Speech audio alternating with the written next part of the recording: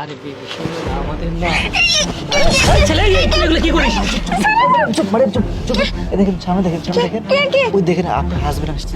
সত্যি তোমার হাজবেন্ড? এ বাবা, দেখে তো দেখে না। আরে প্রিয়া, তোমার স্বামী আসতেছে, এখন কি করবো আমি? এখন আমি কি করবো? শোনো সাহেব, আপনার দেখে না আমি তো জানতাম না যে ওখানে চলে আসবে। তুমি এক কাজ করো, তুমি এখান থেকে চলে যাও, না থেকে ফেলে তো সর্বনাশ হয়ে যাবে। আচ্ছা তুমি কিন্তু মাথা থেকে এটা খুলো না, ঠিক আচ্ছা আছে? ঠিক আছে, তুমি যাও যাও, যাও। আচ্ছা। কখন থেকে?